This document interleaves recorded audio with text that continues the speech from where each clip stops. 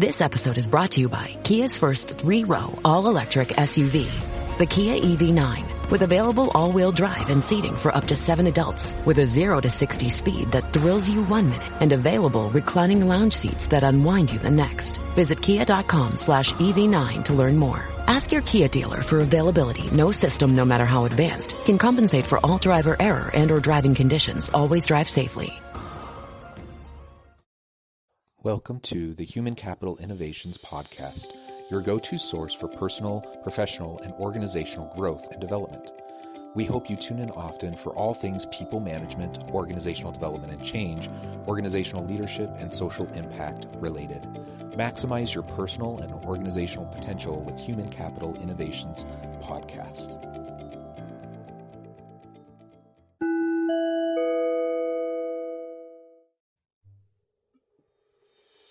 Welcome to the Human Capital Innovations Podcast. In this HCI podcast episode, I talk with Michael Thie about how to effectively communicate corporate vision, mission, and purpose in a time of crisis.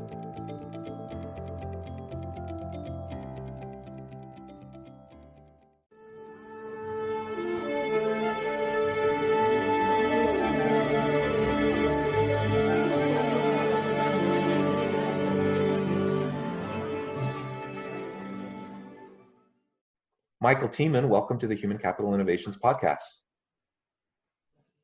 Thank you for having me. Yeah, it's wonderful to have you here. I really appreciate you being willing to take time out of your busy schedule to meet with me and have a fun discussion. Today, we're going to be talking about opportunity in crisis and how leaders can show empathy and solidarity with their employees during times of crisis. I think it's particularly relevant, of course, given the current COVID pandemic. So thank you so much for being here. As we get started with the episode, I just want to provide a quick bio for my listeners.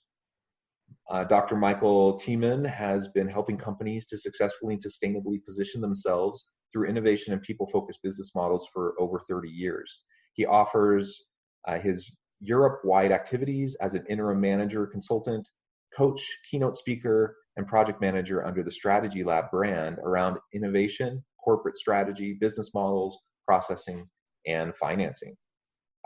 So again, welcome. And is there anything you would like to add as we start things off today?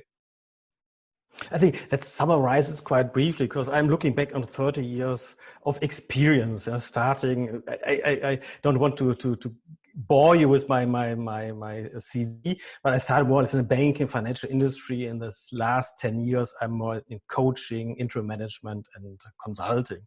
And they are helping more or less new founded business, startups, or old-fashioned companies to think about a new business model, a sustainable business model. Yeah. And I was actually going to ask you about that. So I love that. I think more leaders need to be thinking in terms of sustainable business models. I would love to hear your take on, you don't have to share everything, but, a general overview of your take on sustainability in business models. And also I'm curious just where in Europe, which countries do you tend to focus most of your attention and energy and do most of your work? I think, sure. The second question first. I'm based here in Europe, and therefore I'm focused much my energy and my clients are based in Europe, especially in UK, lots of in Germany, in Switzerland, as you can hear easily by my German accent. Yeah, sorry for that. But coming to the first question, I think that's something very important. It's, as a company, as well as every person in life needs a clear vision of what he wants to do with his life, with his company. And this vision should be something positively related to a good cause. And why is that? Because people, employers, stakeholders in general will much easier follow this vision that support you. And this vision combined with this purpose makes then everybody more or less motivated doing things, doing missions, like the mission of a company every day to arrive to this big vision. And therefore, I think the sustainable business model is more or less kind of, if you look at this SDG goals, this 61, or if you break them down, 140, 169, I think in total, if I'm not if I'm correct. They are always having good cause to help people, and that should company as well do. Means they should help their customers. They should do something good for them. That's not it's a relationship. Companies are relationships, and relationships only thrive if both can something get out of it. If it's only a win situation for one party, the other is quite easily bored or feel stretched a little bit. Yeah, and I think it's not enough in today's world to simply run through the old model of business, which was create a great product or service, provide value to the customers, and they'll vote with their wallets, and you'll either be successful or you won't. Consumers still want good quality products and services, but they also want a corporation that's socially responsible. They want organizations that treat their people well, and they're voting with their wallets. They want to patronize organizations that are environmentally sustainable in their practices, that don't utilize child labor, all these types of issues that are so important. And consumers, I think, are just more knowledgeable and informed today than they were in a previous generation, perhaps, and they expect more out of organizations. There's a social contract between organizations and their communities, and companies are responsible to give back, not just in terms of providing jobs, not just in terms of providing products and services, but in terms of actually having sustainable practices that create a positive work environment and also create value for the surrounding community and the consumers. That's it, because it's all about trust, and the company, it's not only the product, it's the whole company. The product has a digital component as well as a kind of an emotional component, and this emotional component is as well to provide a great experience. If I'm using that product, if I feel bad because I don't want to blame any company, but if I'm using that product, but I know directly that's produced in China, destroying the whole nature, the environment, people are exploited, you can't feel good as a normal human being. And this value, this shared value, has to be shared between all stakeholders, the public, the employees, the investors. Everybody has to have the same value, the same vision of a better world. It's not the product in itself. The product only serves to help people. Yeah. I love that. And so Strategy Lab, that's your way of spreading this message and helping organizations better understand how to build sustainability into their business model and into their relationship with the consumers and the surrounding community. Can you talk just a little bit about how you do that, how you help organizations accomplish that? I'm coming really from management, and I was always very much involved in strategy. And coming from banking, this financial crisis that gets a very bad reputation because they have somehow lost their base.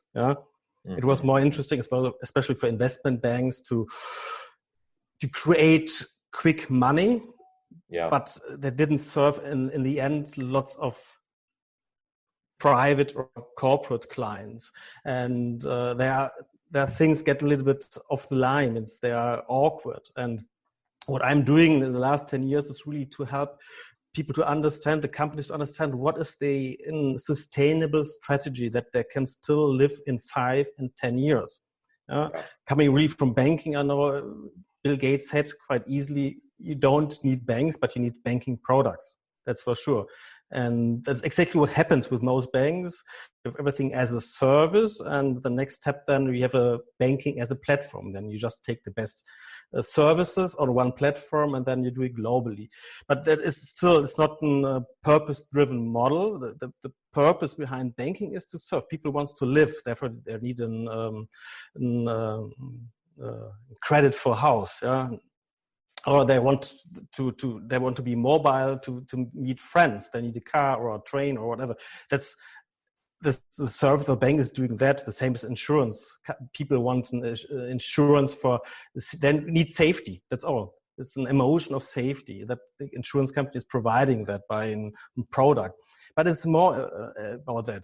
It's not only the product, it's really the emotional thing.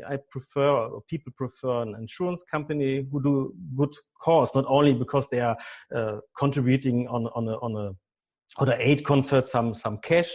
No, they want to see it in real daily life. And that is exactly what I'm explaining to companies, that is the purpose and the vision is the most important thing, because you only find, because in Germany, the problem you have some kind of full employment. Okay, with Corona, it's going up, but companies have difficulty to find good people to get on board. Yeah, it's the same. You see, the more important.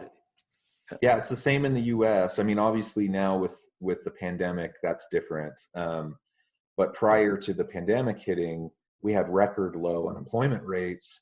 Now we have more than 40 million people unemployed just in the last month and a half. But yeah, it's a hyper competitive labor market, and so you're trying to create a value proposition for employees to want to come to your organization, and just like consumers want to patronize organizations that are socially responsible, increasingly employees want to work for organizations that have not only a positive work culture, but also have a broader, more meaningful purpose that is benefiting society as a whole. They want their work to benefit the world.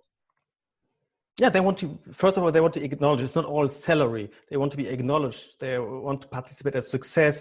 They want to contribute to something great. Yeah? And the more you can have this common value, this common vision, this common sustainable goals, the better it is you can keep employees or investors on board, even in crisis times. Especially today, you can see that. If you still believe in what you're doing, you still stay with the company even in the troubled time. Yeah. Let's talk a little bit more about the difference between vision, mission, and purpose, if you don't mind. How would you explain that to organizational leaders that you work with, the difference between vision, mission, and purpose? It's quite simple. The vision is the big goal, something very beautiful, difficult to get there. The mission is more or less the company, the everything you're doing. But the purpose is more or less you have to see a sense, a greater thing for yourself to do that. And that's the energy, the battery, which is filling you every day to go to this job, to do this mission, to get to the vision. Yeah, and so that's in a nutshell. Yeah, well, that's a great description. And I think the challenge I've seen in the US is that pretty much every organization of any maturity and sophistication, they have a mission statement, they have a vision statement, they have a purpose, and usually those are pretty clear, they're succinct, and they communicate those pretty consistently. The problem is that just having a good vision and mission statement doesn't actually translate into fulfilling your purpose, does it? And employees and consumers, they see that. They can figure that out pretty darn quickly, and that can actually cause greater problems, because if an organization has a stated purpose, they have a clear vision statement, mission statement that says they should be doing X, but really in practice they're doing Y or Z, that causes dissonance, and then that can create greater levels of dissatisfaction amongst employees and consumers. That's exactly very good described, because if you're only writing it down on a piece of paper and you don't live it, it has no value. You have a code of ethics, a code of conduct. Yeah, it's typical this in the mission. It's fine, it's good, but it's even better if you develop and you write it down with the whole stakeholders, not only in the ivory tower of management. You should do it with a bunch of people together, who represent more or less the whole company, and that is important. And otherwise, you don't get a link. They don't feel connected. If you only have mission statements, code of ethics, a piece of paper doesn't mean you live it.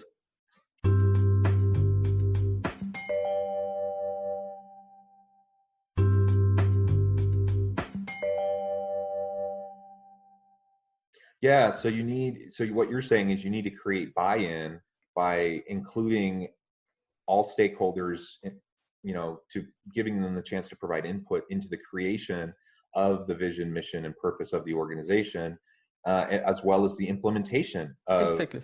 of those elements, right?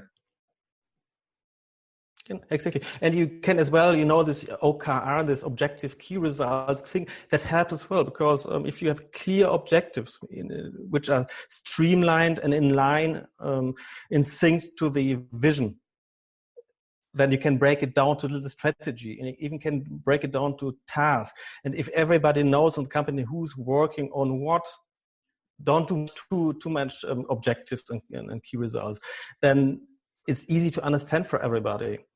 And it's much easier to respect the contribution and the success of everybody.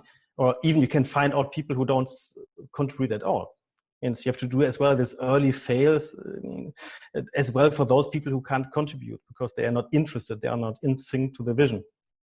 Yeah, that's great. And I love how you phrase that when you have a mismatch, you don't have people in sync with the direction that you're going, that causes a whole range of problems for organizations.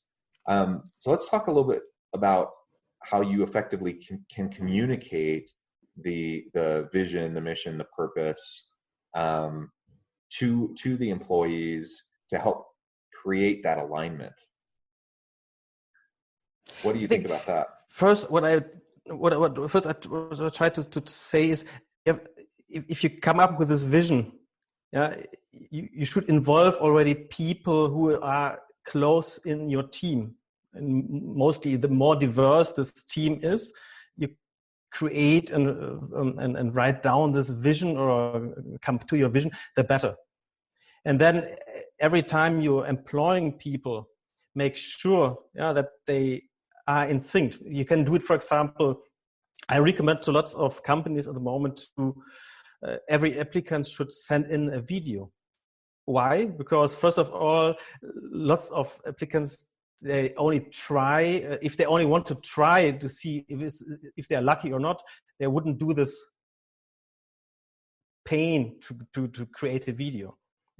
Means you get rid of all of those. And then if they provide a video, if they can quite simply phrase in 30 seconds why they think the company and themselves are in line, have the same big objective, at least for a couple of years.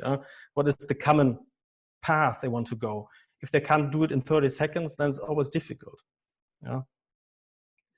Though I know there are lots of people, they are more introverted, they are more extroverted people. The introverted, it's probably more difficult, but even they can do videos another way, like a slideshow, whatever. That should work. Yeah, and I love that you talk about building it into every aspect of the company. So it starts with the hiring process. Well, really before that, it starts in job design, right? So it starts in job design, and then in crafting, exactly, and then in crafting the job posting that you're using to go out and recruit a pool of good candidates. And then as you go through the screening process in the hiring process, you should find ways to build in this vision, mission, and purpose of the organization, clearly convey that to applicants and give them a chance to demonstrate their alignment with your purpose just at the very beginning when they're going through the interview process. Exactly. And then once they get hired, it needs to be embedded into onboarding. It needs to be embedded into performance management. It needs to be embedded in all these different ways. Mechanisms need to be put in place to systematize the vision, mission, and purpose. Otherwise, they'll typically just end up being really nice sounding phrases that are on the website, maybe on a banner on the wall. Exactly. And as well, if you have employees still on board, then you should listen to what they are saying, what they've proposed. They have their own way of growing, and you have to do OKRs. They're helping as well. I mean, if you're taking everybody seriously and saying, okay, you're doing a good contribution and trying to that they can really grow within the company, then they're always more in sync than if you only ask them to do their job 9 to 5 and afterwards you don't care. It's everybody's baby, this company. Then it's if you achieve in a situation like that, then you're close to the dream.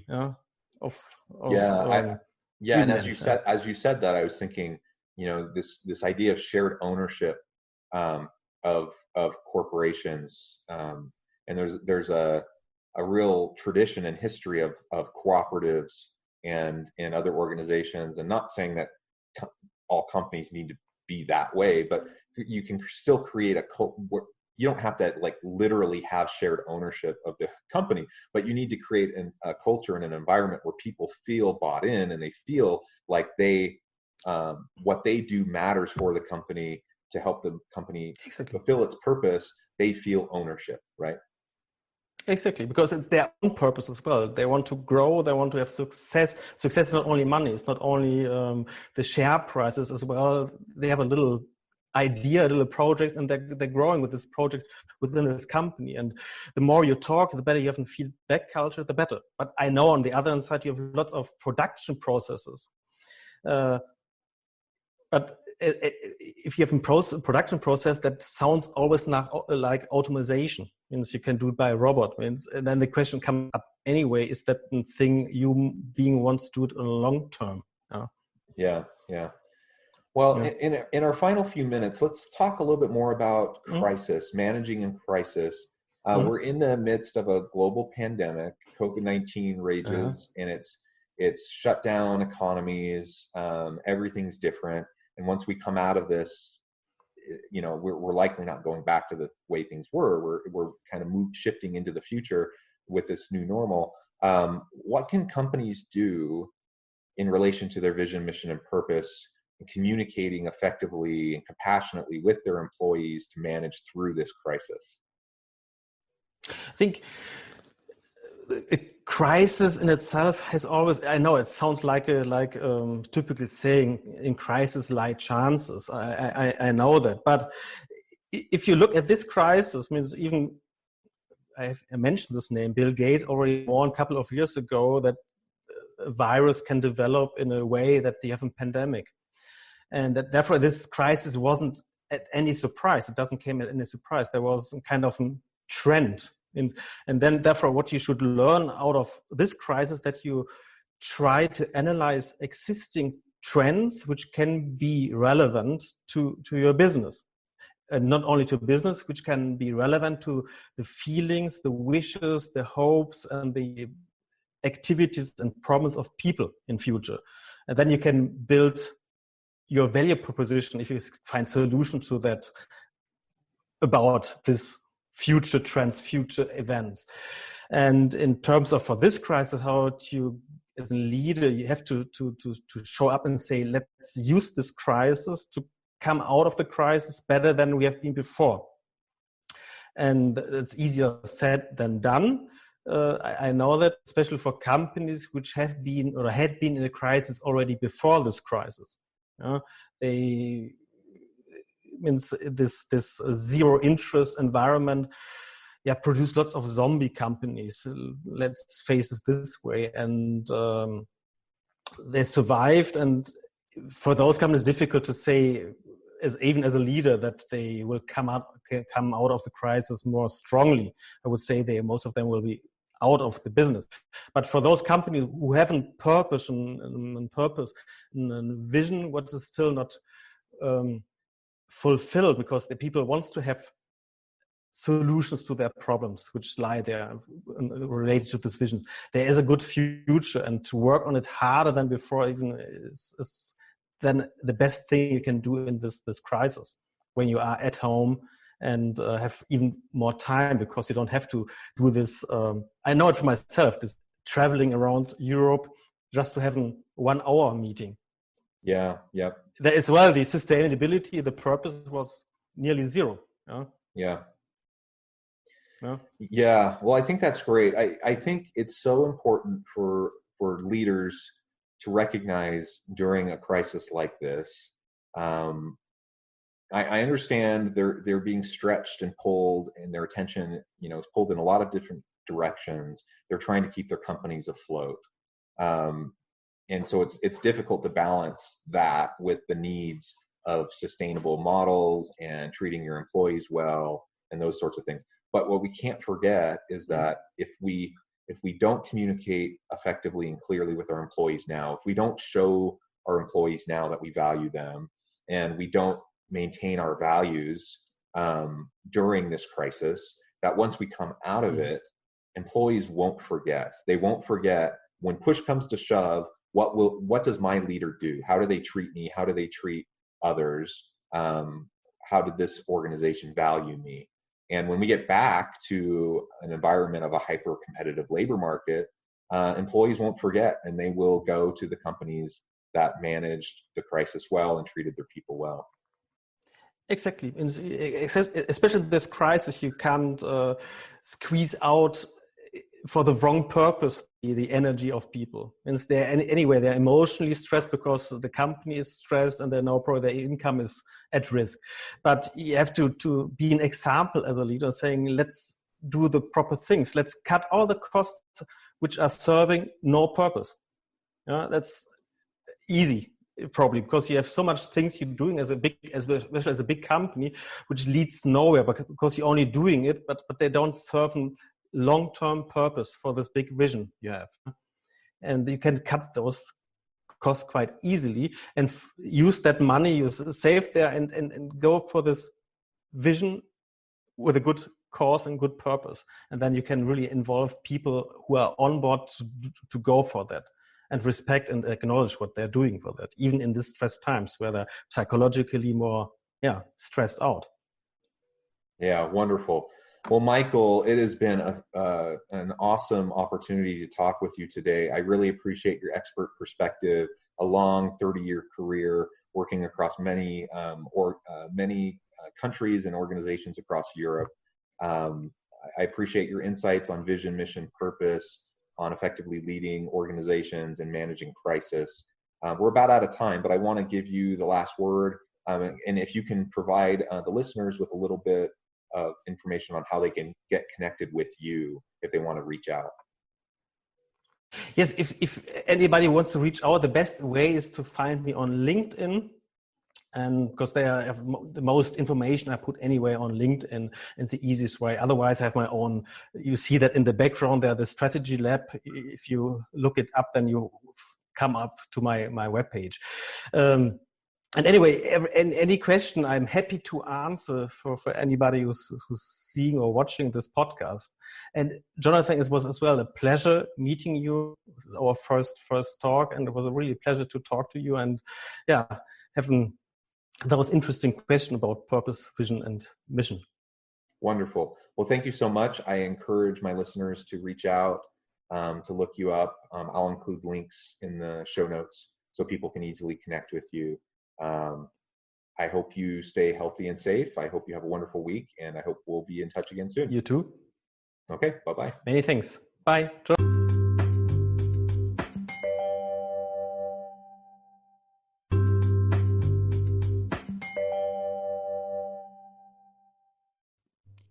Thanks again for joining us for this episode of the Human Capital Innovations Podcast.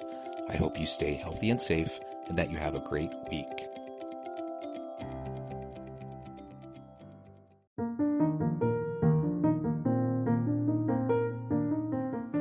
Check out our new weekly LinkedIn newsletter, Alchemizing Human Capital, exploring industry trends via original research and interviews with executives and thought leaders from across the globe. We look forward to having you join us.